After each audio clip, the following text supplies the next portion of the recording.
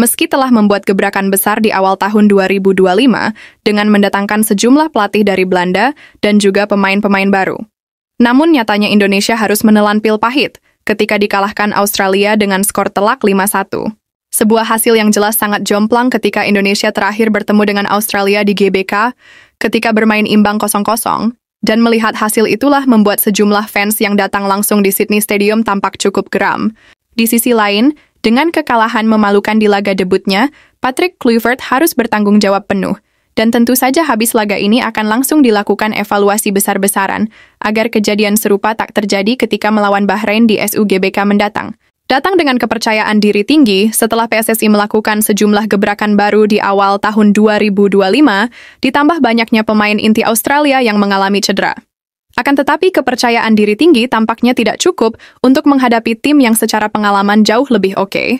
Pengalaman bermain di Piala Dunia membuat mental para pemain Australia memang harus diakui jauh lebih oke dari skuad Indonesia.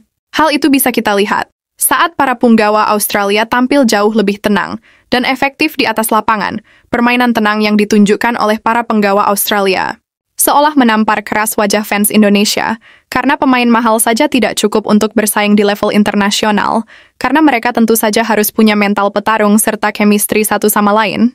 Indonesia datang dengan sejumlah nama-nama baru serta waktu yang cukup mepet, sehingga wajar kalau chemistry para pemain Indonesia kemarin belum seapik skuad Australia. Dalam laga yang berakhir dengan skor 5-1 itu sendiri, timnas Indonesia sebenarnya berhasil mendapatkan hadiah penalti terlebih dahulu. Namun sayang Kevin Dix gagal memanfaatkan peluang itu sebaik mungkin, dan kegagalan Dix kemudian dihukum para punggawa The Socceroos dengan 3 gol di babak pertama.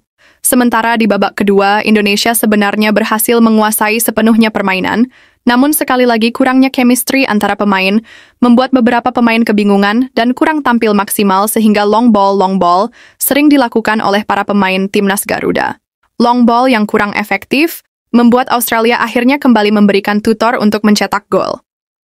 Pasukan Tony Popovic menambah 2 gol di babak kedua, sedangkan Indonesia sempat memperkecil skor lewat gol debut oleh Romeni. Sementara itu kekalahan 5-1 atas Australia jelas membuat fans Indonesia cukup geram, karena mereka cukup berekspektasi tinggi pada match ini. Akan tetapi, apa yang diharapkan justru menjadi mimpi buruk. Bahkan lebih buruk saat terakhir kali bertemu di SUGBK bulan September 2024 lalu, di mana saat itu Indonesia bahkan mampu menahan imbang Australia yang bermain full squad dengan skor 0-0.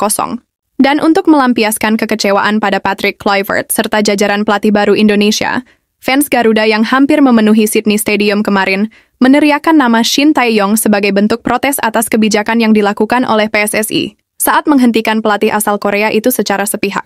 Padahal Shin Tae-yong ini adalah salah satu pelatih yang telah membuat nama Indonesia bisa bersaing di level Asia. Dia juga telah membangun timnas dari nol hingga bisa tampil konsisten di turnamen level Asia. Sementara itu, kekalahan atas Australia membuat fans Indonesia langsung menuntut PSSI dan Patrick Kluivert untuk melakukan evaluasi jika masih ingin bersaing di babak round 3, karena sekali lagi laga penentuan adalah match versus Bahrain di SUGBK. Jika versus Bahrain sampai kalah, jelas akan membuat fans Indonesia makin murka dan melakukan protes besar-besaran.